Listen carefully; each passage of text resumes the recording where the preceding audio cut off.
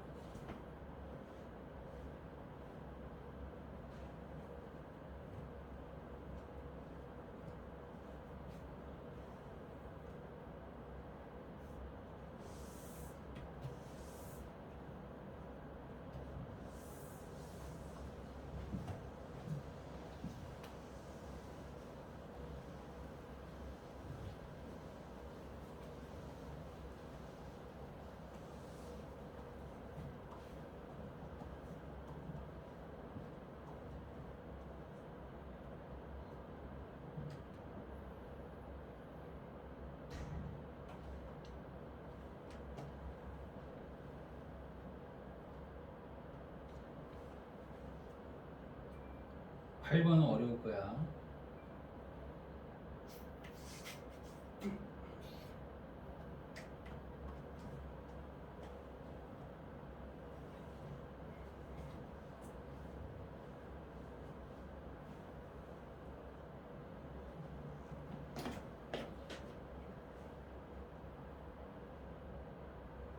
잘 판단해봐.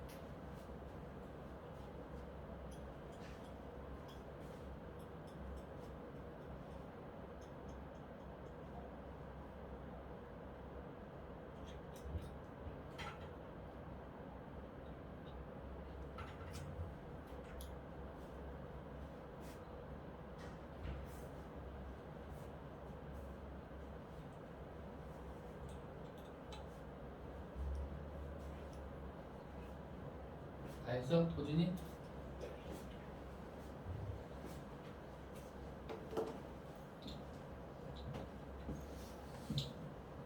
몇 번을 했어?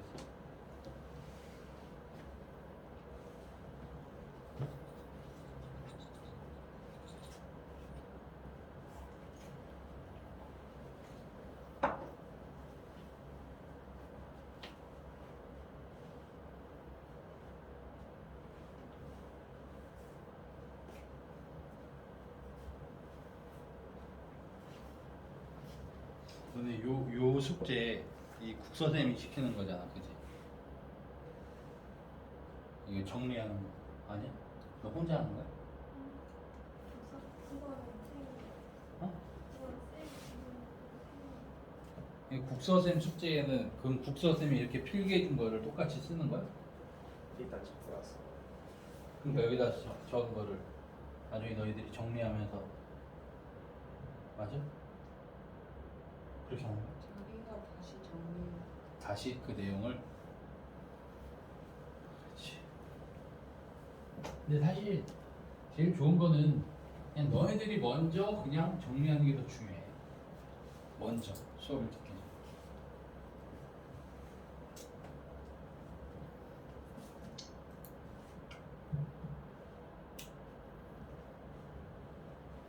자, 같이 풀어보겠습니다. 같이 풀게요. 자, 5번부터 볼까요? 5번 알맞지 않은 것 가시. 자, 두 번째 수의 초장의 20년은 중장과 종장에 나타난 화자의 모습이 오랫동안 지속되고 있는 모습, 자연 속에서의 화자의 모습이라고 할 수가 있지. 그죠? 1번은 적절하네요. 자, 2번 세 번째 수 중장에 제시된 자연과 인간의 대비. 자, 세 번째 수의 중장에 교목도 예전과 같고 신화들도 가득하되 자연과 인간이 대비되고 있나? 무상감이 느껴지나요? 아니죠. 2번이 답입니다. 2번. 3번 보겠습니다. 네 번째 수의 중장에서 화자에게 가장 반겨 말하시는 님의 모습에서 대상 임금한테 사랑받고 싶은 소망은 적절한 것 같아. 그지? 자, 그 다음 4번.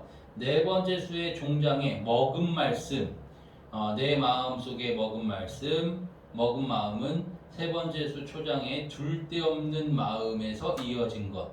둘 데 없는 마음, 내 마음을 둘 곳이 없어. 여기서 님과 멀어진 곳이니까, 그지? 그래서 어떤 그리움이나 이런 거겠지. 둘 데 없는 내 마음은 그리움이야. 임금에 대한 그리움, 명분의 마음. 그래서 꿈속에서 님을 만났을 때 먹은 말씀은, 먹은 마음은 님에 대한 그리움의 내용일 것 같아요. 그래서 4번은 적절한 게 되는 겁니다. 5번 여섯 번째 수 종장에 봄가을이 없어라 라는 거는 초장에 제시된 인물과 견주어서 화자의 시름이 더욱더 크다. 송옥보다 내 시름이 더욱더 크다. 내 근심은 봄가을이 없어. 내 슬픔은. 송옥은 가을에 슬퍼했잖아. 나는 봄가을이 없이 슬퍼한다는 거지. 그래서 5번은 적절한 게 되는 거고요. 자, 6번 볼게요. 자, 이건 약간 속어법처럼 풀어야 될 것 같아. A에 대한 설명으로 알맞지 않은 것. 아까 과장된 표현이 있었죠? A 부분에 평지가 강의되니, 그지? 과장법 있었고, 대구의 형식. 대구의 형식은 자, 산마다 죽이거니 골마다 상처내니 원통한 피 흘러내려 평지가 강이되니 이런 부분이라고 할 수도 있고 아이를 죽이거니 늙은이라 살았으리야 여기도 대구법이죠. 그지? 2번은 맞고요. 의문형 문장이 반복되고 있나? 의문형 문장 살았으랴 옳다더뇨 믿을러냐 반복되고 있네. 그지? 화자의 정서 강조하는 거 맞고 그럼 4번과 5번 중에서 답은 4번이죠. 어순의 도치는 찾을 수가 없습니다. 5번 현실의 상황을 먼저 제시한 다음 산마다 죽이거니 골마다 상처내니 이런 것들은 다 현실 상황이야. 그지? 그 다음에 자신의 생각 원통한 피 이런 것들이 화자의 정서와 관련된 단어잖아. 원통하다. 그래서 5번은 적절한 게 되는 거고 그 다음 7번 가와 나의 시어에 대한 설명 기역과 비읍 기역은 교목이고 비읍은 뭐야? 비읍 개네 개 자신의 본분에 충실한 인물 기역은 맞는 것 같지만 비읍은 아니죠. 비읍 X. 자 2번 볼까요? 니은이 뭐야? 니은 꿈이야 꿈. 자신이 겪은 일이 허망하다 여기서 바로 지울 수 있네요. 그지? 이건 허망하다는 생각이 아니잖아. 화자의 소망이야. 님을 만나고 싶은 소망. 자, 그 다음 3번 볼까? 디귿 어딨니? 디귿 광안전이네요. 화자가 지향하는 장소 맞는 것 같아. 그지? 화자가 가고 싶어하는 장소. 자, 이응 어디야? 한강이야. 한강. 화자가 극복해야 할 시련. 요게 잘못됐죠? 화자의 시련의 상황과 관련이 없습니다. 그 다음 4번 볼까? 리을과 치읓은 모두 시간이 짧게 느껴지는 데 대한 화자의 안타까움. 리을이 뭐지? 리을 날 세는 줄 모르는다. 그럼 요거는 맞다고 할 수도 있을 것 같아. 그지? 시간 가는 줄 모른다는 거니까. 그 다음 치읓 볼까? 일석 하루 저녁에 달아나니 누가? 백관들이 하루 저녁에 달아나니 시간이 짧게 느껴지는 데 대한 화자의 안타까움. 요게 잘못됐죠. 치읓은 아닙니다. 다음 미음 볼까? 찬설이 흰 이슬은 하늘의 기운이라. 여기서 하늘의 기운은 보니까 자연의 섭리로 볼 수 있을 것 같아. 이렇게 가을이 온 것은 하늘의 기운, 자연의 섭리에 따른 하늘의 기운이야. 지읒은 지읒이 어디죠? 지읒 제일 끝에 있지 않나? 지읒. 하늘이라 어찌하려 대책이 어설프니 하늘이라 어찌하겠느냐. 초월적 존재부터 조차 돕기 힘든 상황. 5번이 적절하겠네요. 자, 8번이 어려운데, 자, 8번은 5번이에요. 복선화음을 맹신하여 침략에 대비하지 않은 어리석음에 대해 질책하는 화자의 모습이라고 되어 있는데, 이 부분은 마지막 부분 다시 봐봐. A 부분의 끝에 복선화음을 누가 옳다고 하더냐.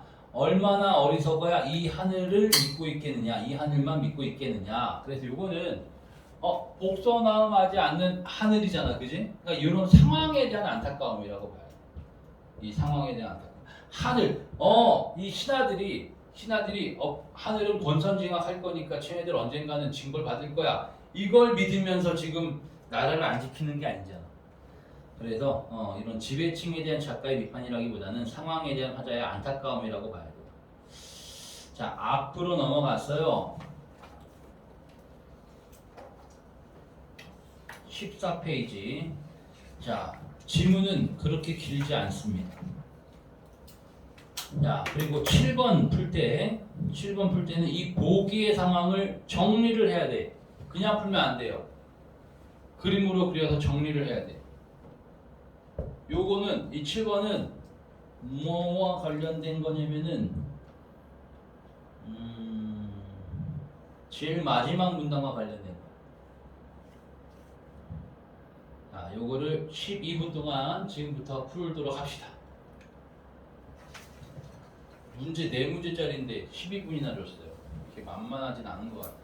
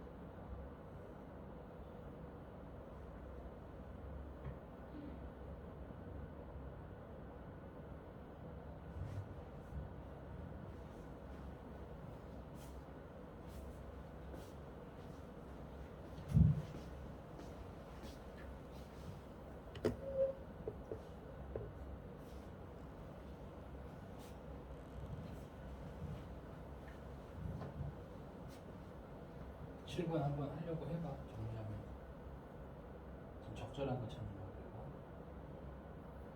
됐어?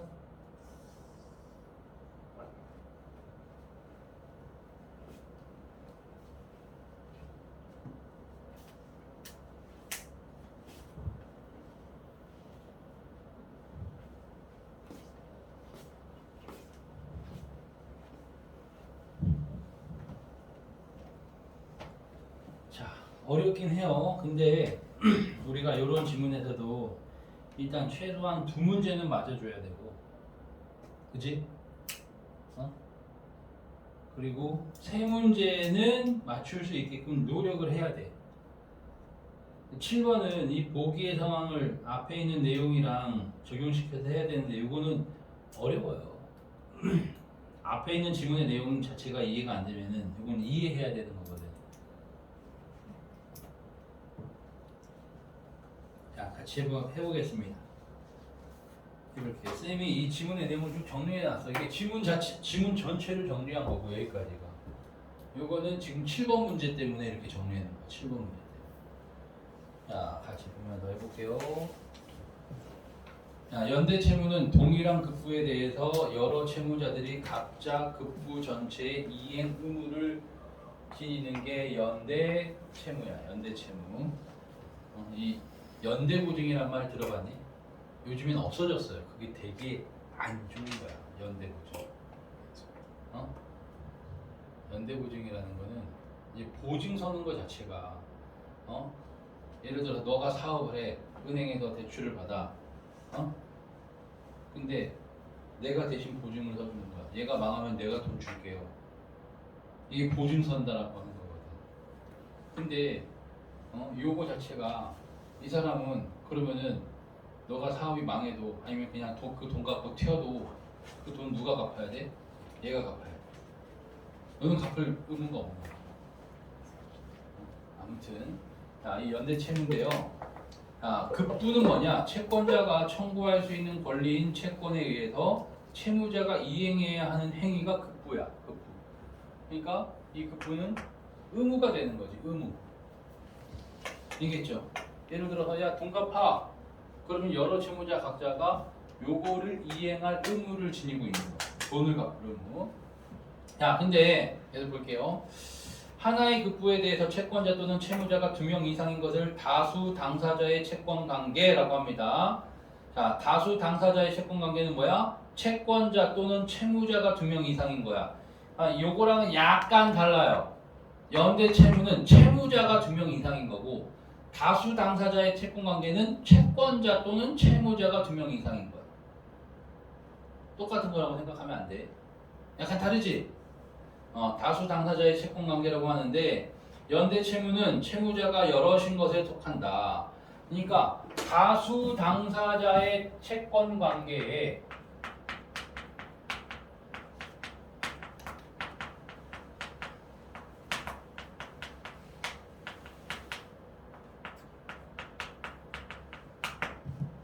이거는 채무자가 여러 명인 거고 채무자가 여럿인 거고 요거 말고 채권자가 여럿인 상황도 따로 있겠지. 이겠죠? 그러니까 이 중에서 얘가 2명 이상인 게 연대 채무다. 자, 이와 같이 채무자가 여럿인 채권 관계에서의 채무는 변제나 면제. 자, 변제가 뭐야? 변제. 채무를 이행해서 그러니까 빚을 갚는 거라고 생각하면 돼. 갚는 거. 면제는 뭐예요? 면제? 완전 다른 거지. 너는 면제해 줄게. 너 안 줘도 돼. 그렇지. 안 갚는 거야. 얘는 갚는 거고. 오케이? 채무, 변제, 면제 등으로 채무자들 중 한 채무자의 상황이 변화해. 이 한 채무자가 얘가 빚을 갚았거나 갚을 필요가 없어졌어. 오케이? 자, 이렇게 되면은 채권 관계의 변화가 일어날 수 있대요. 채무자가 여럿이 돼 채무자들이 채권자에게 정해진 비율에 따라 분할된 채무만을 지는 분할 채무. 이렇게 체크하라고. 자, 얘는 정해진 비율에 따라 분할하는 겁니다. 요거와 달리 연대 채무는 채권자가 채무자 한 명에게 전체 급부를 청구할 수 있다. 여러 명이긴 하지만 한 명한테. 자, 예를 들고 있죠. 연대 채무 계약으로 3명의 채무자가 총 600만 원을 빌렸어. 내부적으로는 3분의 1씩 부담을 지고 있더라도 그럼 얼마씩 갚는 거야? 300만 원씩 갚는 200만 원씩 갚는 거지. 근데 그 중에 한 명한테 600만 원을 청구할 수 있어요. 자, 그럼 여기서 중요한 게 이거야. 이 내부적으로 3분의 1씩 부담한다는 거 있지. 이게 바로 뭐야? 정해진 비율에 따라 분할하는 거야. 정해진 비율. 그러니까 이 3분의 1씩 부담한다는 거. 그러니까 연대 채무도 이렇게 분할 채무가 돼 있을 수도 있어요. 근데 뭐가 가능해? 한 명한테 다 청구도 가능하다. 야, 그래서 채권의 담보력이 강화된대. 뭔 소리야? 채권자한테 유리해지는 거야.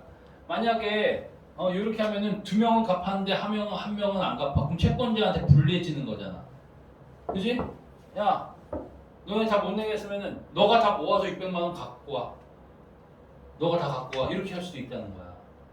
그럼 채권자는 어쨌건 600만 원 다 받을 수 있다는 거지. 자, 그래서 지금 뭐냐? 일단 8번에 8번에 1번 급부가 이행될 가능성이 높아진다라고 할 수가 있고, 일단 두 번째 문단까지 읽었으니까 5번도 볼게요. 5번. 자, 내용 일치입니다. 1번 볼까? 채권자는 일방적으로 특정 채무자의 채무를 면제할 수 있다. 채권자는 채무자의 채무를 면제할 수 있다. 채무를 면제를 누가 해줄까? 아직 안 나왔나?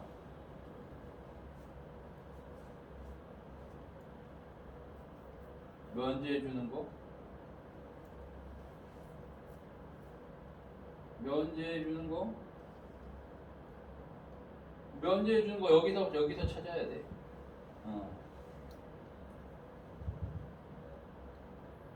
채권을 면제해 주는 거는 채권자가 하겠죠.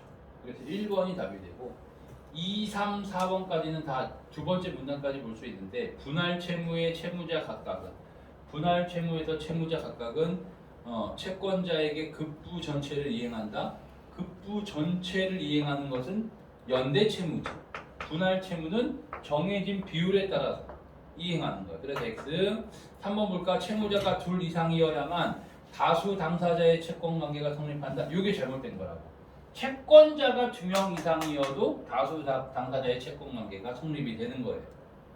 꼭 채무자가 2명 이상이 아니어도 돼. 자, 4번 볼까? 하나의 채권 관계에서 채무자가 늘어나면은 급부의 개수도 그만큼 늘어난다. 급부의 개수 자체가 늘어나는 건 아니지. 급부는 하나야. 그치? 그래서 4번은 X. 자, 계속 보겠습니다. 그 다음 문단. 세 번째. 그런데 계약을 체결하지 않고도 우연히 복수의 주체가 동일한 목적을 띤 채무를 갖는 채무자가 됨으로써 외적으로 연대 채무와 비슷한 양상을 띠는 경우가 있어. 그러니까 요거는 지금 이 연대 채무는 계약을 체결한 상황이고, 계약을 체결한 상황. 부진정 연대 채무는 계약을 체결하지 않는 상황에서도 발생할 수 있다는 거. 계약 없어도 돼. 그리고 우연히 채무자가 되는 거야. 우연히. 그렇게 얘기해도 이는 별개의 법률적 원인으로 발생한 독립된 채무들이 급부 내용에서 중첩되는 부분이 발생한 거다. 부진정 연대 채무라고 하는데, 가령 이 예시가 좀 더 이해가 잘 되죠. 갑이 고용한 운전기사 을이 갑의 자가용을 운전하다가 병의 물건을 파손했다고 해봅시다. 그럼 을이 파손했으니까 얘가 손해배상을 해야 되는 건 당연해. 이 손해배상이 급부에 해당하는 거야. 급부. 알겠죠? 자, 근데 이런 경우에 갑은 타인을 사용하여 업무에 종사하게 한 자로서 감독을 소홀히 했으므로 사용자 책임이 생겨. 그럼 이 사용자 책임은 관리 감독할 책임이야. 알겠지? 그러니까 이 감독을 소홀히 했기 때문에 사용자 책임. 얘가 사용자가 되는 거라고. 사용자. 얘한테 책임을 물어서 얘도 손해배상을 해야 돼. 이게 바로 지금 급부가 중첩되고 있는 거야. 그치? 자, 그래서 얘도 손해배상 채무를 갖게 됩니다. 이럴 때 갑과 을은 채권자 병에 대해서 부진정 연대 채무 관계에 있다. 자, 이 경우를 한번 볼게. 갑이 먼저 손해배상 채무를 변제하면 얘가 먼저 손해배상을 했어. 손해배상을 했어요. 자, 그럼 병이 채권자로서 청구할 급분은 더 이상 없으므로 의뢰 채무는 자동적으로 소멸한다. 오케이? 자, 또한 갑이 채무의 일부만이라도 변제하더라도 그만큼의 채무 소멸은 을에게도 동일하게 적용돼요. 그런데 급부가 이행되지 않은 상황에서 만약 병이 을의 채무 이행 능력이 없다고 판단해서 자, 이 병이 얘 돈 없네. 운전기사가 무슨 돈이 있겠어. 나는 얘한테 손해배상 안 받을 거야. 얘만 너무 얘가 다 해줘. 이런 얘기지. 자, 그래서 병이 판단해서 을의 채무를 면제하는 방식이 일방적인 의사표시야. 그럼 너는 손해배상 하지 마. 이게 아까 우리 5번에 1번과도 관련돼 있네. 병이라는 채권자가 일방적으로 이렇게 의사표시를 한다는 거지. 면제해주는 의사표시를 하면은 그와는 별개로 발생한 채무인 갑의 채무에 대해서는 이 갑의 채무는 사용자 책임에 의한 손해배상이잖아, 그지? 여기에 대해서는 그 면제의 효력이 미치지 않는다. 이게 뭔 소릴까?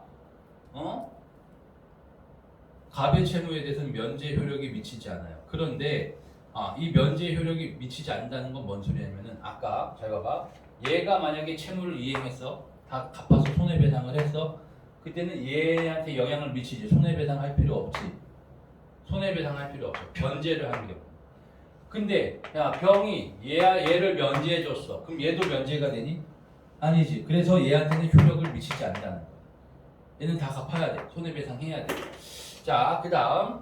그러니까 이 손해배상 액수 자체는 그냥 그대로 있다는 거야. 면제 효력이 미치지 않는다는 게. 얘가 변제하면은 얘 요거는 영향을 받는데, 그치? 자, 그 다음 볼게요. 그런데 부진정 연대채무와 달리 연대채무의 경우에는 특정 채무자에 대한 채무 면제가 다른 채무자한테도 효력을 미칩니다. N명의 연대채무자 중 한 명의 채무가 채권자에 의해서 면제가 된다면 N분의 1에 해당하는 채무는 소멸하고 나머지 채무만이 다른 채무자들에게 남게 된다. 뭔 소린지 알겠지? 면제가 됐을 때 연대채무에서 여기서 이게 3분의 1씩 부담을 하는데 자, 그럼 200만원 이렇게 해야 되는데 자, 너 면제해줬어. 알겠지? 한 명 거 면제해줬어. 그러면은 n분의 1에 해당하는 채무 자체가 소멸해. 나머지 채무만이 다른 채무자들에게 남게 된다. 그럼 나머지 채무, 그러니까 총 600만 원인데 400만 원이잖아, 그지?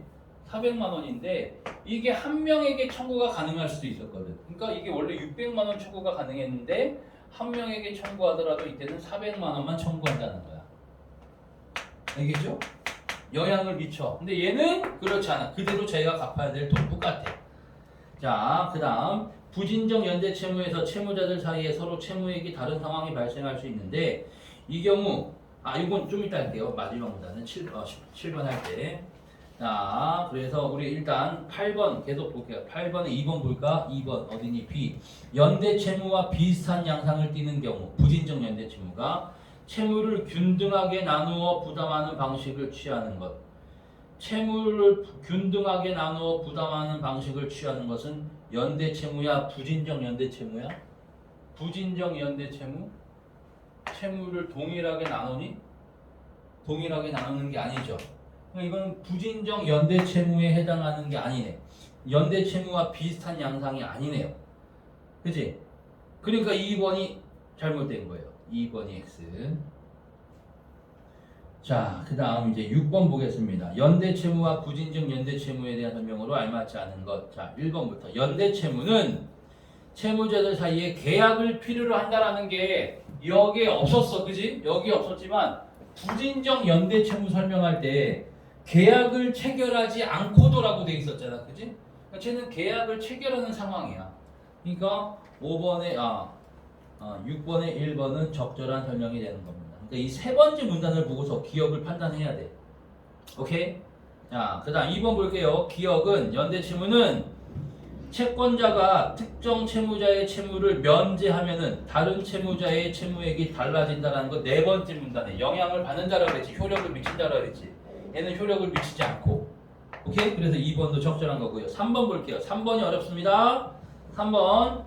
니은은 기업과 달리 채무자들마다 채무액이 각각 다를 수 있다라고 되어 있는데 일단 얘는 얘의 채무액과 얘의 채무액이 다를 수 있지. 그죠? 자, 근데 기억을 봐. 연대 채무. 연대 채무는 그러면은 채무자들마다 채무액이 다를 수 없나? 요게 중요하다고. 이렇게 되잖아. 그지? 근데 여기서 이게 내부적으로는 3분의 1씩 부담돼 있다. 내부적으로는 3분의 1씩 부담돼 있지만 한 명한테 채권자가 청구가 가능하다라고 설명했잖아. 그러니까 지금 저기 기업과 달리에서 잘못된 거야. 기업과 달리 기업은 다르지 않고 니은은 다를 수 있다. 그리고 4번 니은은 기업과 달리 모든 채무자들이 동일한 목적을 띤 채무라고 되어 있는데 자, 기업 옆에 보세요. 연대 채무는 동일한 급부에 대해서 여러 채무자들이 각자 급부 전체의 이행 의무를 지닌 거고 그 다음 니은 볼게. 부진정 연대 채무. 자, 요것도 어디 있니? 세 번째 문단의 첫 번째 문장 보니까 우연히 복수의 주체가 동일한 목적을 띤 채무를 갖는 거지. 동일한 목적. 자, 그래서 니은은 기업과 달리 동일한 목적을 띤 채무를 갖는다? 아니에요. 둘 다 동일한 목적을 띤 채무를 갖는다. 둘 다 동일한 목적. 채권자를 보호하는 거예요, 결국에. 오케이. 자, 그리고 7번 볼게요. 7번. 6번은 4번이라고. 4번. 알맞지 않은 거. 그러니까 3번은 기업은 채무자들의 채무액이 내부적으로 똑같아. 근데 니은은 다를 수 있다라는 거야. 그래서 3번은 적절한 게 되는 거고 4번이 X. 자, 그리고 7번 볼게요. 적절한 거 찾는 거야. 요거 우리 마지막 문단 읽어야 되겠네. 부진정 연대 채무에서 채무자들 사이에 서로 채무액이 다른 상황이 발생할 수 있는데 이 경우 다액 채무자 채무가 많은 거야. 채무의 일부를 변제했을 때 다른 소액 채무자의 채무가 얼마나 소멸하는지에 문제가 발생한다. 효력을 미친다라고 했잖아. 그지? 이에 대해서 법원의 판례는 채무 변제의 동기를 높이기 위해서 다액 채무자만의 채무를 우선적으로 소멸시킨 바 있습니다. 다액 채무자가 다른 채무자보다 1억 원 많은 채무를 지니고 있는 상황에서 이 부분을 잘 이해해야 돼요. 2억 원을 만약에 갚았어. 그럼 다액 채무자만의 채무액인 1억 원. 다액 채무자만의 채무액인 1억 원은 우선적으로 소멸하고 나머지 1억 원만큼 모든 채무자들의 채무가 소멸되는 방식을 여기다가 적용시켜서 이해를 해야 된다고. 자, 볼게요. 보기 상황 봅시다. 신용평가 회사 A의 직원인 B. 자, 이게 복잡하니까 이렇게 정리를 한 거야. 신용평가 회사가 있고 직원인 B가 있어요. 얘가 서류 심사해갖고 기업 C가 은행 D로부터 대출을 받았어. 10억 원 대출을 받았어요. 그래서 D는 이 기업에 대한 A 회사의 신용평가를 믿고서 대출을 해준 거야. 이후 서류 심사에 오류가 있음을 발견한 D는 대출금을 회수하지 못하는 상황이 벌어지자 사용자 책임을 물어서 A한테 손해배상 청구를 한 거야. 손해배상. 오케이? 이 손해배상이 이제 채무가 되겠죠. 그러나 D의 과실, 이 은행의 과실이 30% 인정되어서 A는 대출금의 70%에 대해서만 사용자 책임. 그러니까 채무가 7억이 된다는 거지. 7억. 알겠죠? 얘가 얘한테 손해배상해야 되는 거 7억이야.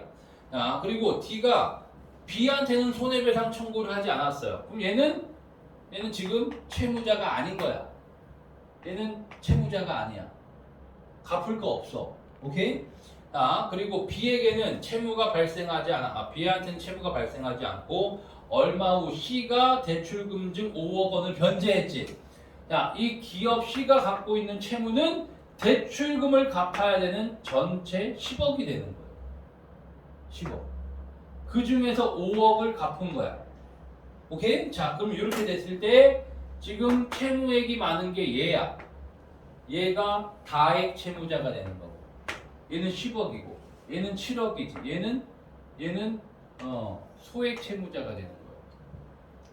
오케이? 자, 5억을 갚았어. 5억을 갚았어. 아까 마지막 문단 내용 다시 볼게. 마지막 문단. 다액 채무자가 다른 채무자보다 1억 원 많은 채무를 지고 있는 상황이라고 돼 있지. 그러면은 여기서는 다액 채무자랑 소액 채무자의 차이가 얼마야? 3억이지. 3억이야. 오케이? 그래서 이 5억을 변제했을 때 다액 채무자의 채무액 3억을 우선적으로 변제하는 거예요. 오케이? 그럼 얘는 이제 얘가 5억 갚았을 때 남은 거 얼마지?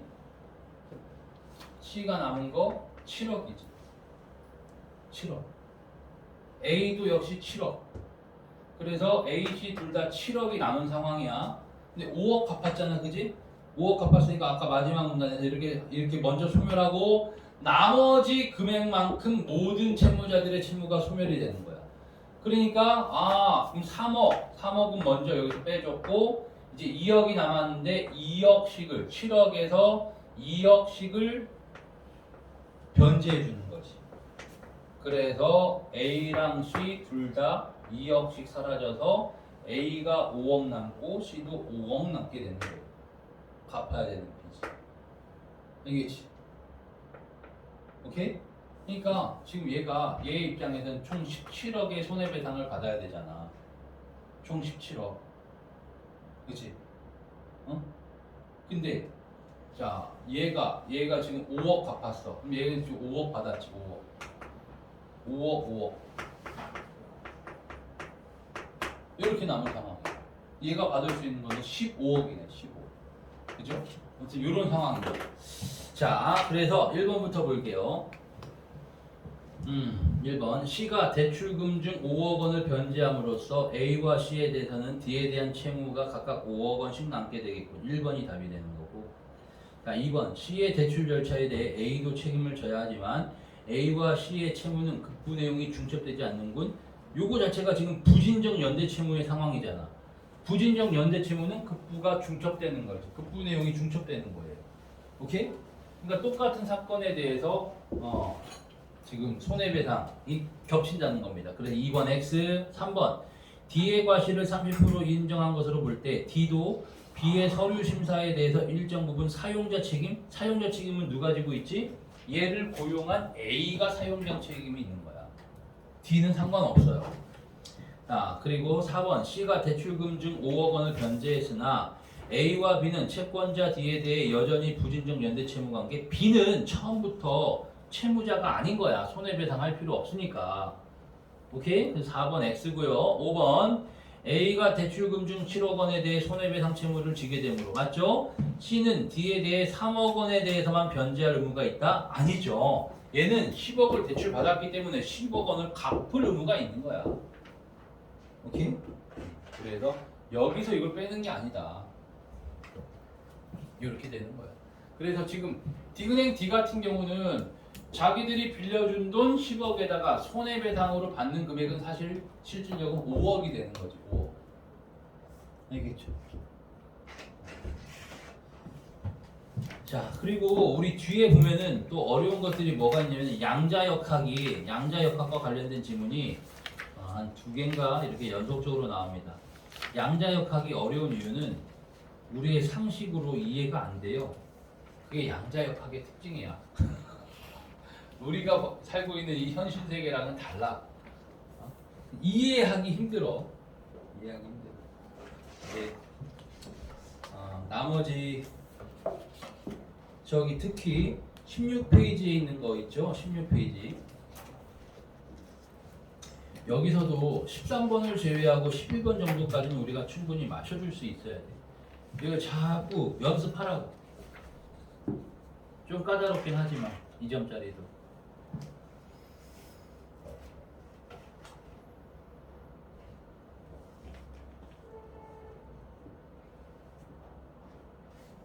그래서 요거 너네들 은서는 일요일날 오고 월요일날 올 때 정리를 해서 갖고 와.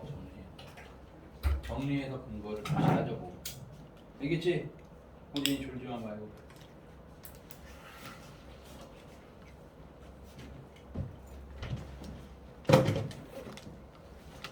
요것도 나머지 숙제예요. 요거 나머지랑 저거 앞에 모의고사 이외에 우리 이 모의고사는 9월 평가원이 얼마 안 남았으니까 열심히 하도록 하세요.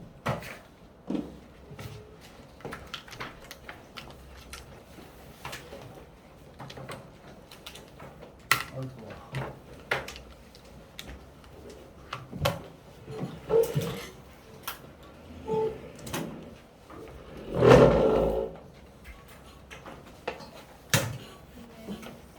지금 질문할 거 있으면 질문하고 가도 돼.